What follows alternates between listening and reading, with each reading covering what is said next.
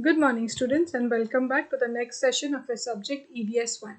For this video we are going to refer to the Maharashtra edition textbook. Maharashtra edition textbook. Okay. You must have been stood in front of the mirror, right? You must have also, we all stand in the front of the mirror and get ready, right?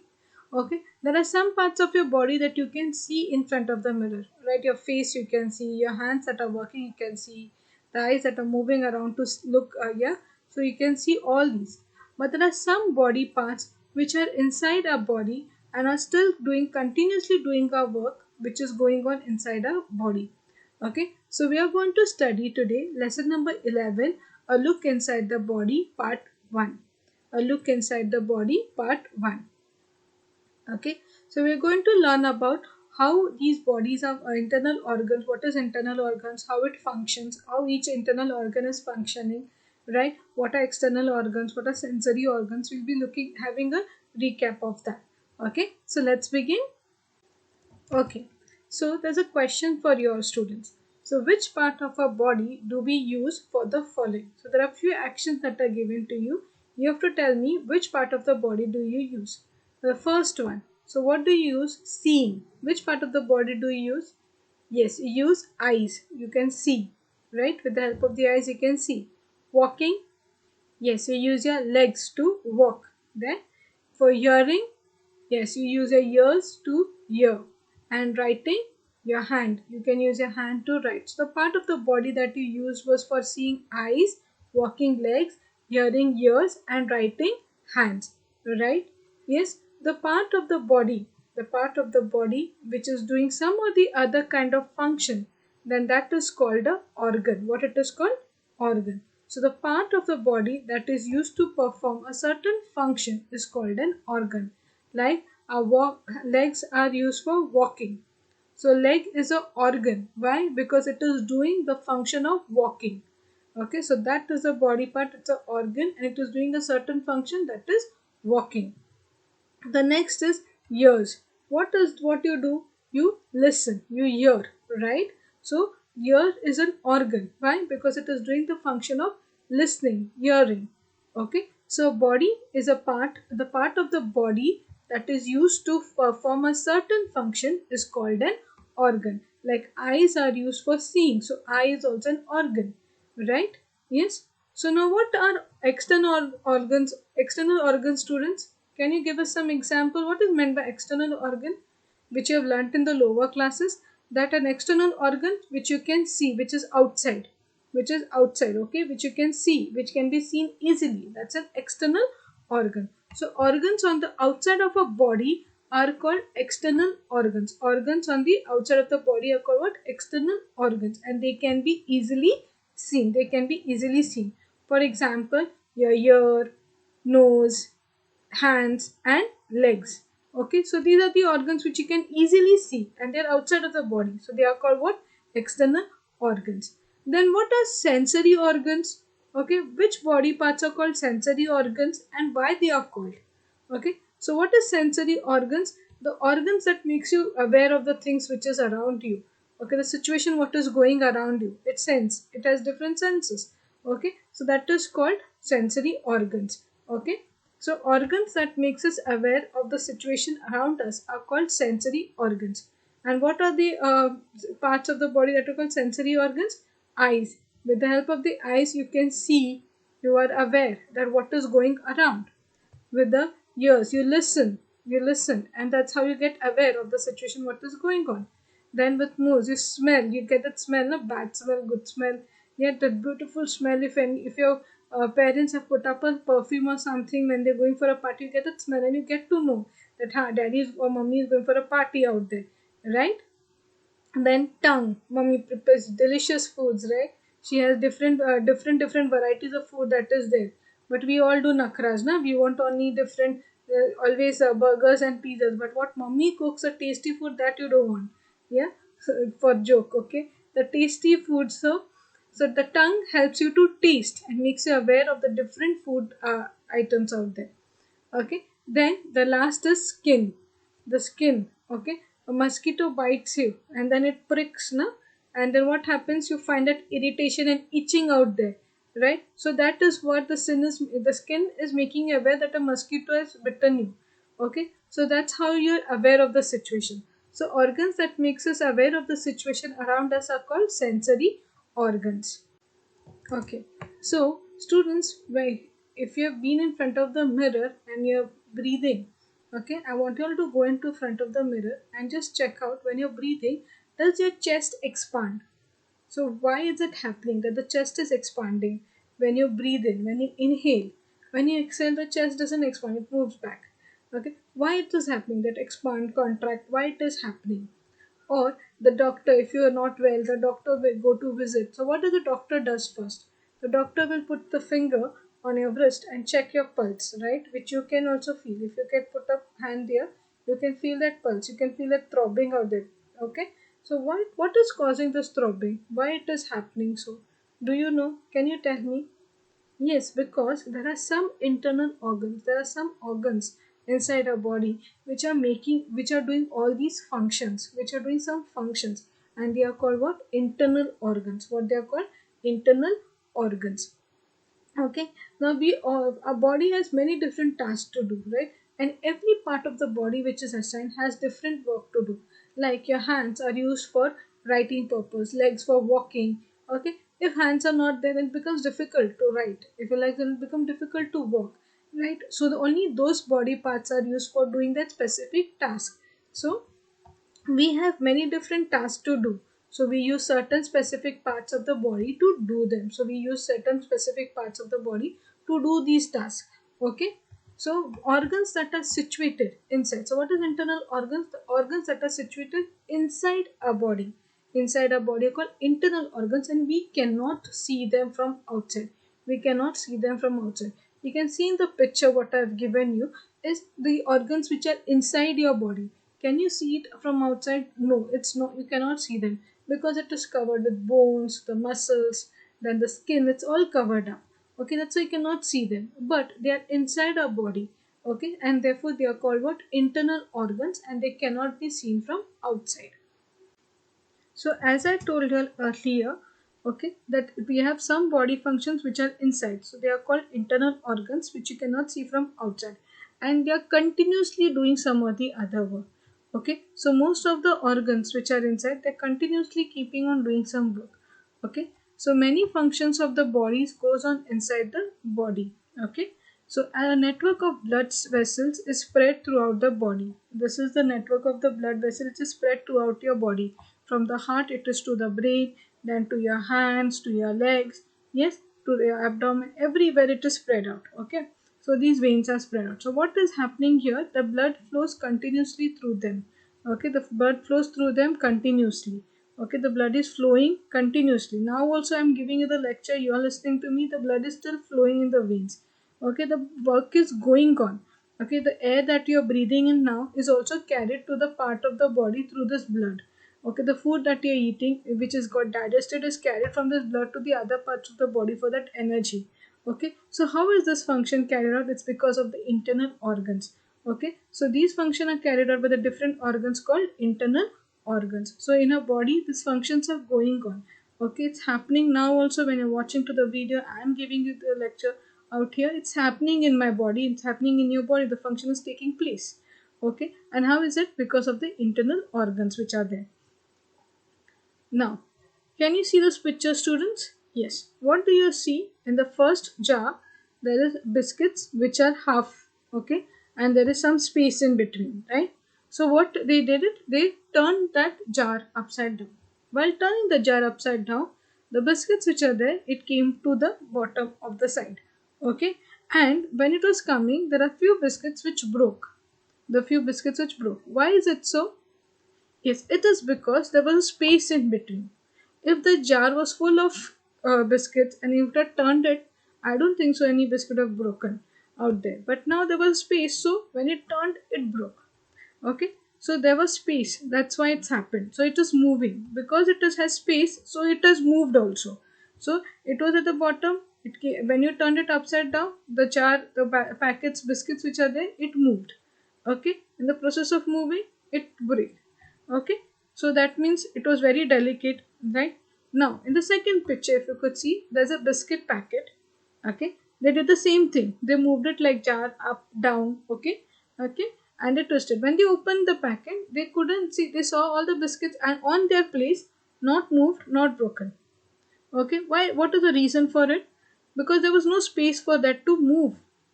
Okay, there's no space. Okay, it could not be easily broken also. Yeah, until and unless you don't throw it down and then only it becomes into pieces, right? So what does this tell us? Our internal organs also have to be very secure. Okay, and they have to be on one place only. Okay, even if you're moving, like the jar had some space, and when the jar moved, the biscuits moved from one place to another, and some biscuits were so delicate that they broke. Yeah, that's what is it. But in the packet, the biscuits were like that only. They are not broken up. Why? Because they were all together and they were in their own place. Similarly, our internal organs also should be secure and should be in the same place. Okay? The organs inside the body that perform certain important bodily functions need to be secure. The structure of a body is such that our internal organs can remain in their places no matter how much we move. Whether you dance, you jog, where you run, yeah, your body structure is so that the internal organ is there only. It does not move from that place. Okay, so there are hollow spaces for these organs, okay, inside the head and the torso, and they are called cavities. Okay, there are space inside the organs due to which that the head and the in the head and the torso, and they are called what? Cavities. Okay, now what are these cavities? uh, what are these cavities? The hollow space that is in the that for these organs inside the head and the torso is called the cavities. For the internal organs, that space which is given there, which is in the head and the torso, they are called cavities. Now cavities are of different types. Let's see that. So there are different cavities. The cavity which is at the brain to the head is called cranial cavity. The torso is the part below your neck. The whole part is called torso till your west. It's a torso. Okay, it is divided into three parts. The chest is there. The chest is called thyroid cavity. Okay, then is the abdomen. The abdomen has two parts: abdominal cavity and pelvic cavity.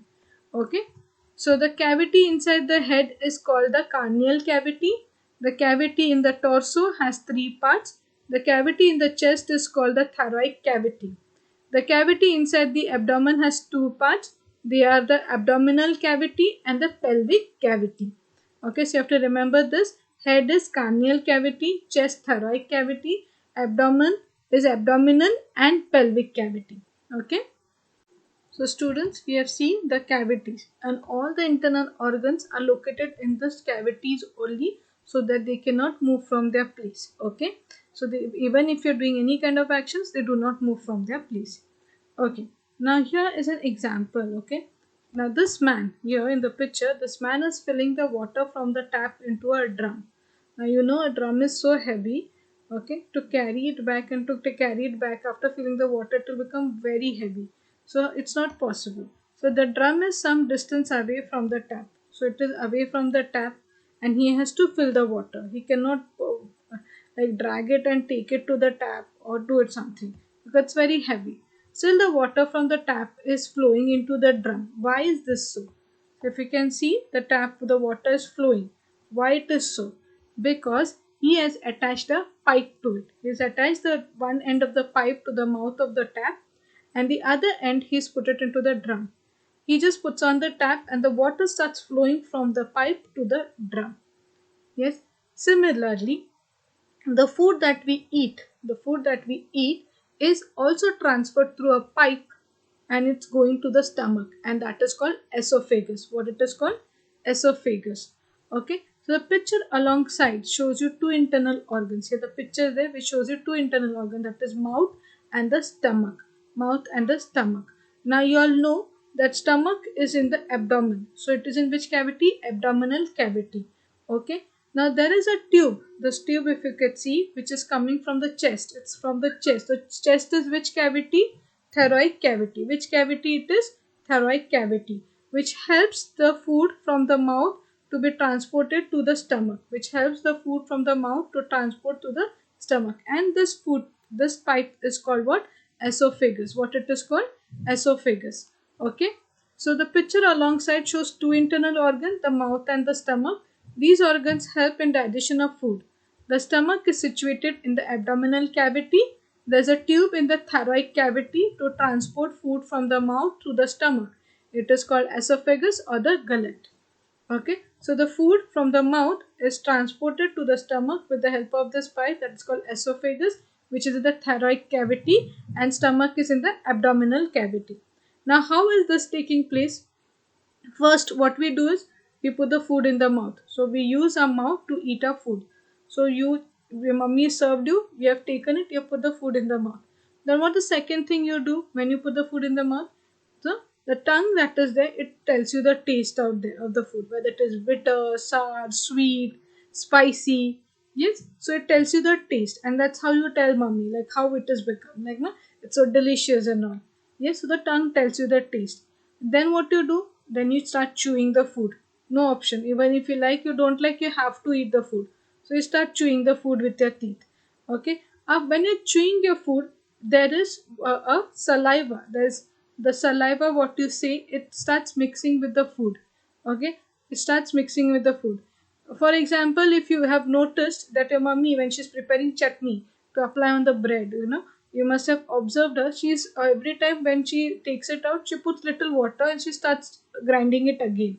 She puts little water, then it becomes a smooth paste for her to apply also. So similarly, when you're chewing, the saliva is mixing, and that's how you're grinding with your teeth. That is chewing. Okay, you're grinding with your teeth. That is called chewing. When you're chewing, the saliva is getting mixed, and but what happens? It also becomes a soft ball out there, the moist ball. As a result, the food forms a moist ball. And when it becomes moist, when it is soft, like you can apply the chutney, mummy can apply very easily when it's soft. If it's hard, it takes time, no? So similarly, when this moist ball is formed, you can easily swallow this ball. You can easily swallow this soft ball. You can take it in. Now when it's going in, it's getting transported through the pipe. Okay, so what happens? The food is passing through the throat into the esophagus. Okay, that's the esophagus food pipe. Okay, now the walls, the pipe which is there, the sides which are there, no, that's called the walls. Okay, if you must have observed the pipe, there's a hole, and the side it's covered, so that is the wall. So wall is called, it's so flexible that even if the moist ball is little big ball also, it can easily pass through it, but not so big that it gets stuck out there. Okay, so the walls of the esophagus is flexible. You can adjust, it can adjust a little here and there. Okay, and that's how with the help from your mouth the food reaches to the stomach. Food reaches to the stomach, and this makes it possible to carry the food from the throat to the stomach, from the throat to the stomach easily. So what happens? First we use the food to eat, we use our mouth to eat our food, and the tongue tells you the taste. Then what you do when you eat the morsel, you tell the taste, you chew the food, then when you're chewing, the saliva gets mixes, and then a moist ball is formed. The moist ball can be swallowed easily, and then it passes through esophagus and through the stomach, and the walls of the esophagus are flexible. Even if the moist ball is little big, also little here and there, but it should be soft to swallow. Okay, yes, so that's how the food reaches from the mouth to the stomach. Okay, do you know? Do you know? Now we're going to see for the journey of the food. The journey of the food in our body begins in the mouth. You start with your mouth. Yeah, you put the food in your mouth. The tongue is telling you the taste. The teeth are grinding it, mixing the saliva. Yes, so that starts from there. Then it reaches to the abdomen. It goes to the stomach. Then it goes to the small intestine. What is important, what is not important, it puts out in the large intestine. Which is important is carried, gets digested and carried with the blood. Okay, and which is not important, it's moved in the large intestine, and from large intestine in the morning it comes out. Okay, so the undigested and unwanted is passed out through the anus in the form of feces, and this is where the journey ends. Begins with the mouth, ends with the anus where it is out. Okay, so that's how the journey of the food is. Okay, now when this journey is taking place, there are different organs which are also working through it, and that is called alimentary canal. What it is called? Alimentary canal. So the food travels through a pipe like a pathway from the mouth to the anus, and it is called the alimentary canal. It is about 9 meters long. It is made up of number of internal organs, and the esophagus is a part of the internal organ. The esophagus is a part of the internal organ. So this is alimentary canal where it starts from mouth to the anus. The food is traveled and it's 9 meter long. And esophagus is a part of the internal organ. Okay. So with the students, we have come to the end of this part 1 of the session of lesson number 11. I want you all to go through till here, revise, see the important difficult words and revise them also. So do not forget to read the words read the lesson. Okay. So with this, we have come to the end of this session. Hope you enjoyed learning. Thank you. Take care.